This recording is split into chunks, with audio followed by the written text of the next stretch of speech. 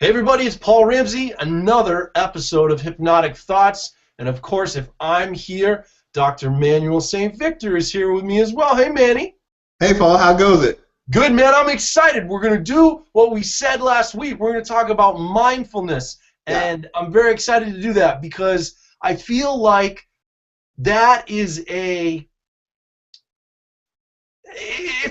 a word that I'm not sure people all have a common understanding around of. And I was even trying to think about it after we talked last time, and I was thinking about like what mindfulness means to me. And so I got some questions for you Hit me. about the work you do helping people be more mindful. Is that cool? Of course, of course. Okay. So first of all, what is the difference between being mindful and mindless? All right, this is a good one. We walk around most of the day in autopilot. It's your body has we evolved consciousness to be able to filter through all the information, all the noise that's coming at us.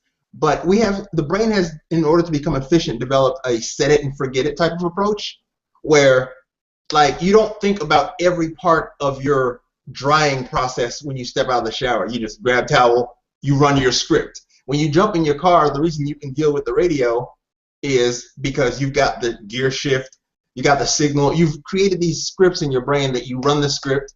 And a lot of the scripts we kind of delegated to autopilot.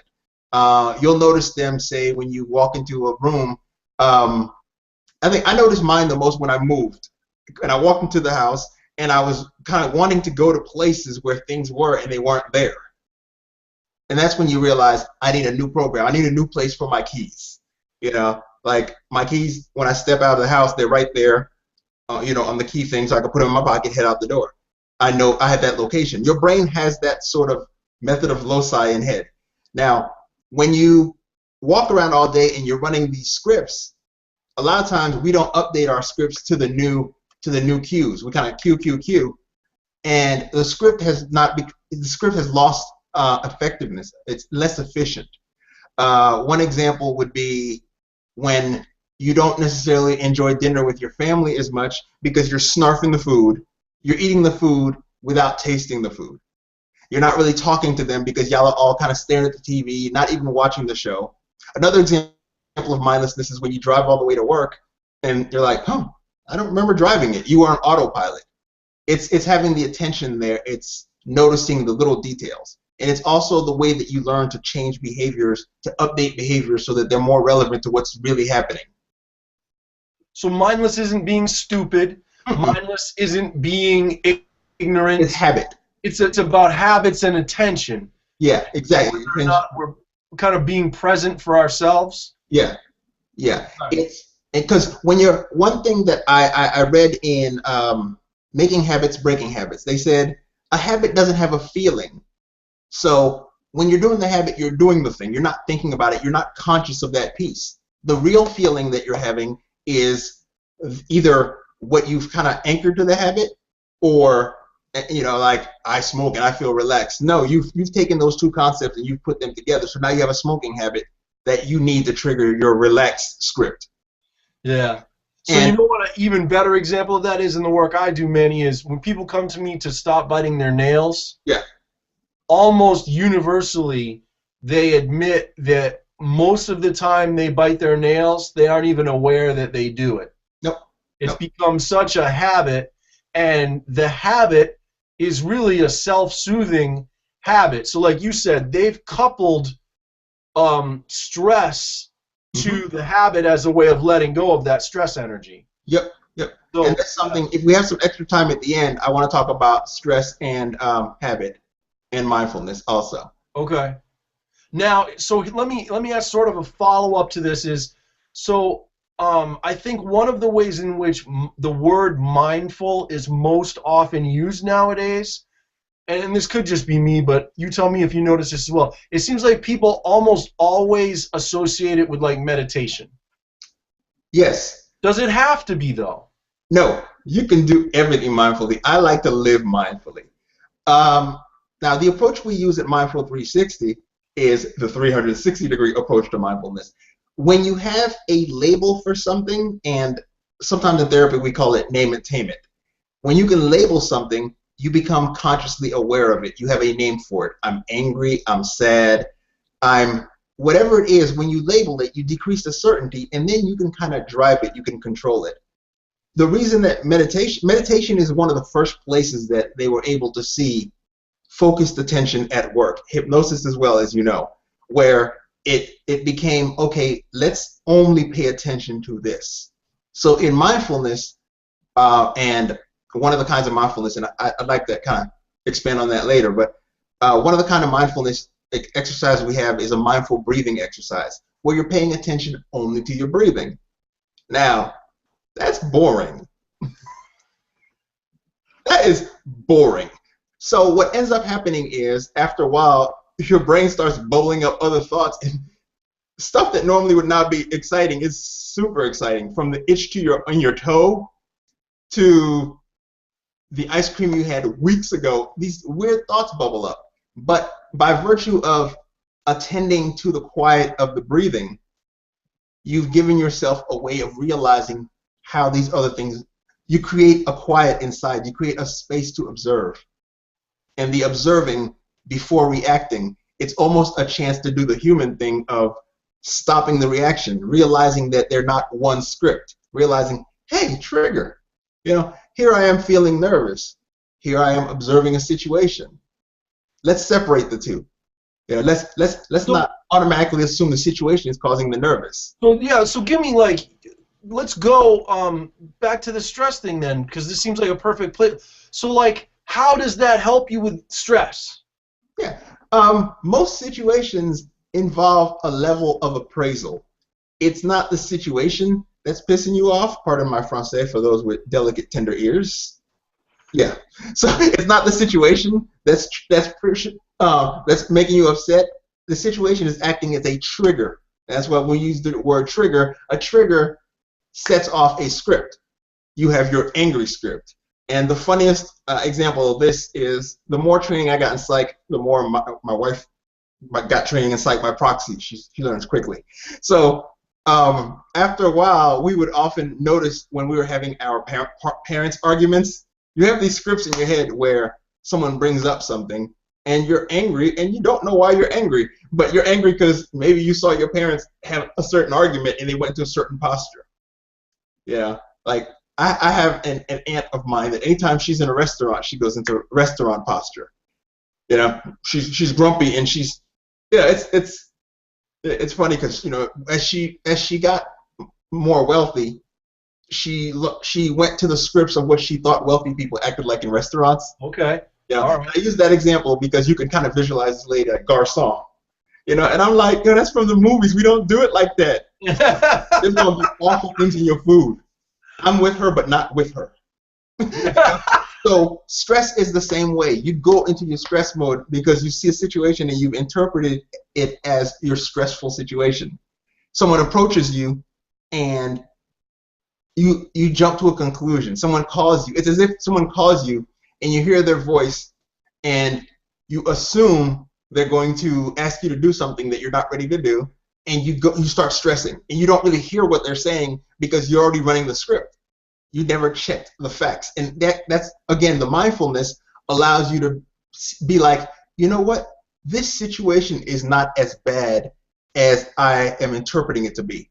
Or this person is not, and this is another example, stress in the workplace. They're not insulting me. And as a matter of fact, they're not even insulting the work. They're giving me some feedback that if I didn't stress, if I didn't go into sort of an assumption of negative intent from the person, this would be an opportunity to improve my work. Mm-hmm. Yeah, it's a separation of self from work. Mm-hmm. So that's where it helps with stress, is where you can stop a script, you can stop a rage, you can stop a nail biting. Because although these things are habit, later on, there's a sort of a lack of self-efficacy that makes you more stressed when things come up. You see things as beyond your control that aren't. So triggers become more stressful. You feel as if people are pushing you around. You feel as if you're not in control of your life. You feel as if just things bother you more than they should, when what you would really end up doing is taking that breath, stepping back, and as a matter of fact, your heart rate and your respiratory rate control your body's perception of stress, but we'll get into that at some point later. But by pulling back, and John Kabat-Zinn calls it returning to the breath. Because guess what? You might take your breathing for granted, but hold your breath a couple of seconds, and suddenly you will appreciate a breath. Yeah. So you return to what is most important in the situation. It's not the guy right outside reach of strangle that is saying things that make you want to extend your reach. It's go back to the breath, in the moment, in the situation, regain control, and do what we call cognitive reappraisal. It's what else could this guy mean? What could he be thinking that is not the negative that makes me want to reach out and touch? You know? And it's very powerful, because that's that impulse control, that's anxiety control, that's stress reduction, that's taking control of your life and becoming reflective instead of reactive. So now I think, okay, well, and stress is part of life, regardless of your socioeconomic background, your religion, your race. Like, everybody's got to deal with stress. And I would even say, regardless of age, how young, like, is there like a floor, like, to how young you would teach meditation as a way to help people increase mindfulness? Nah. As soon as a child is able to start noticing the thoughts, I would start educating about mindfulness. The earlier you can make mindfulness a way of being for someone, the earlier they can start developing a sense of self, a sense of awareness of their emotions. And what we find is that, and this is another thing that I want to dig into later, attachment theory.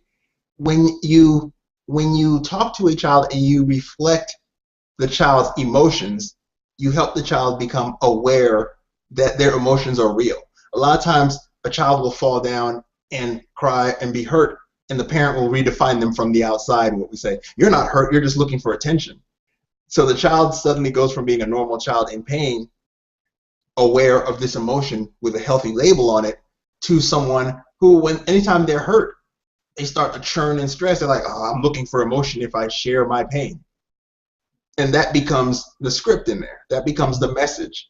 So you want, as early as possible, as soon as you're communicating with a child, you let a child know your inner reality is your inner reality. Anyone pretending to know how you feel, including mom and dad in the stressful moment, we're pretending. And sometimes we'll do that. You know, if you come by later, like, oh, you're not hungry. You're not hungry. You should have eaten dinner. But no, you are hungry because I watched you not eat dinner. So yes, you are hungry. I saw you play with the food, so I understand that. What I mean is, I'm irritated. Right. Let's go back to your feelings. You know, so anything you hear from me is going to be in the context of unhappy dad.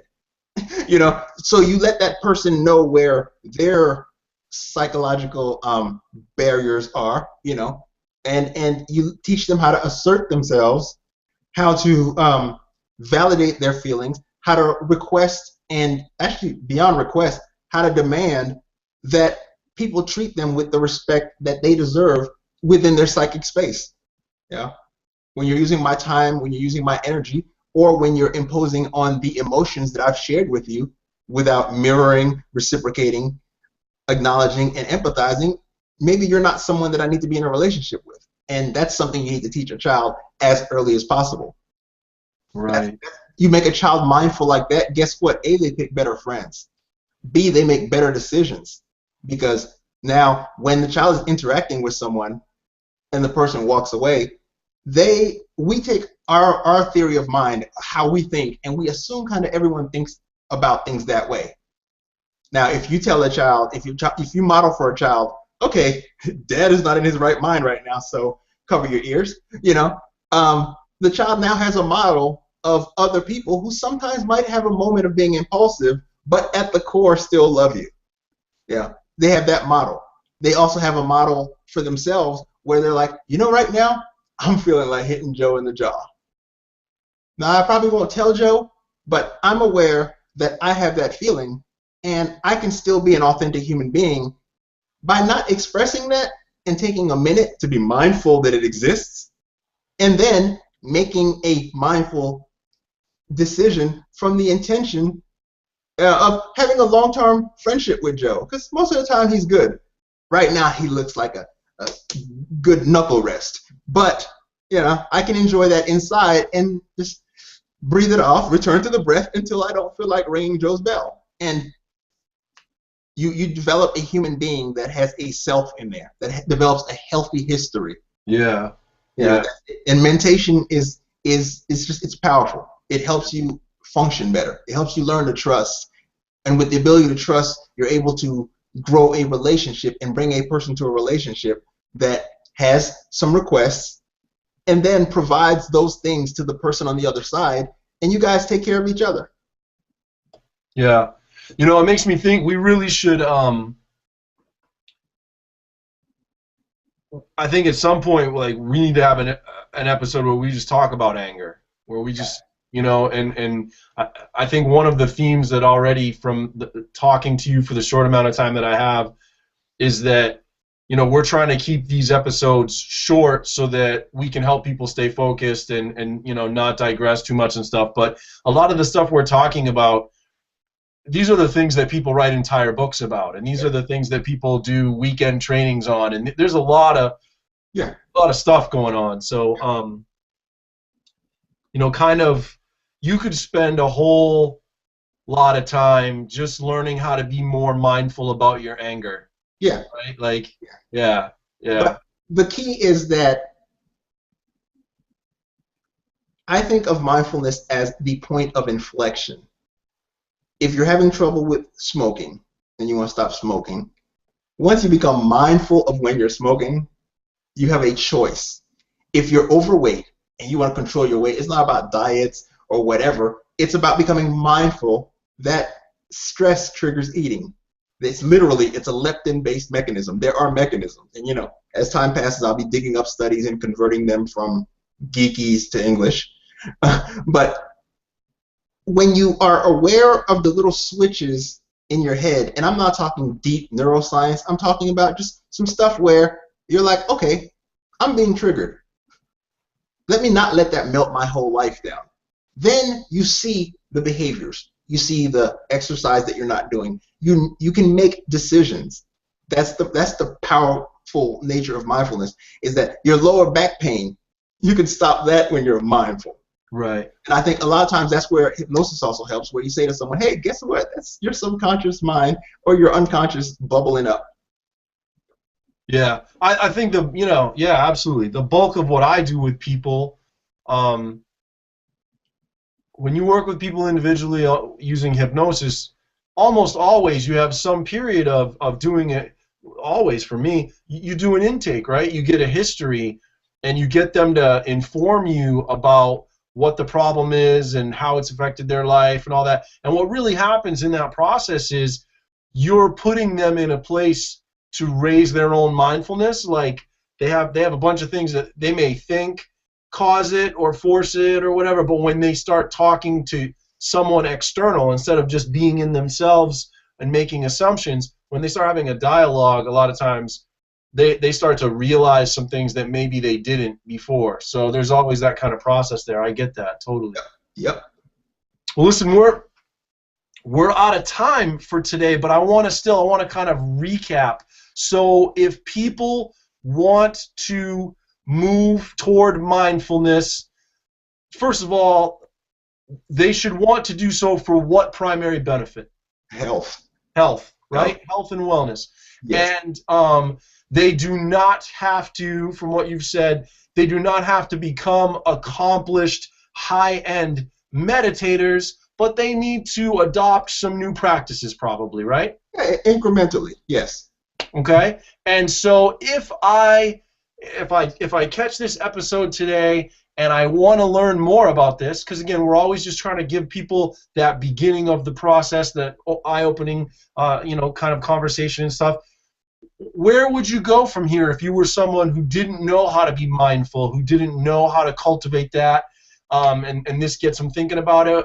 Where do they go? What do they do? The approach that we've come up with and found to be most effective at Mindful 360 is getting to know your Myers-Briggs type.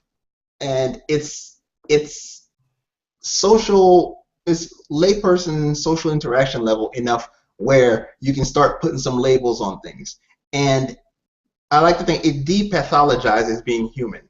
Nowadays, people are quick to say, "Oh, it's my ADD acting up." No, you're human. You're human. So we've adopted the Myers-Briggs approach, which is based on Jungian archetypes, where you find your own flavor of normal. And what it does, it gives you labels for your behaviors. It shows you some other people who think like you do, gives you almost some role models of your flavor of normal. And from there, it also tells you some blind spots you might have, some things that you might improve your consciousness and awareness by practicing simple exercises. So at mindful360.com. Okay. All right. Mindful360.com. Get your Myers-Briggs assessment done there and start yourself on a journey to understanding yourself better and learning how to cultivate mindfulness. Whether you are a neuroscientist like Manny or a hypnotist like me, I'm telling you, anyone that you talk with who works in helping professions, who's trying to help people be happier and be healthier, at some point, helping people be more mindful always comes into it. So, this is an important thing, and it's all win for you, whoever you are watching this video. It's all win. Understanding yourself better, understanding how to put more tools in your tool basket, only serves you. So check out Mindful 360. Come back and see us again at Hypnotic Thoughts. Next week, we are going to talk about hypnosis. We're going to talk about what hypnosis is, how it works, a basic overview of hypnosis. So I am ready. Yeah, it'll be fun. Come check that out, gang. And if you haven't followed Manny on Google Plus or me on Google Plus, catch up with us on Google Plus or Twitter, and drop us a line and let us know how you like the show. All right? Yep. Looking forward to it. Manny, thanks so much, man. Thanks, Paul. Pleasure. All right, we'll see you soon. All right, bye-bye. Bye.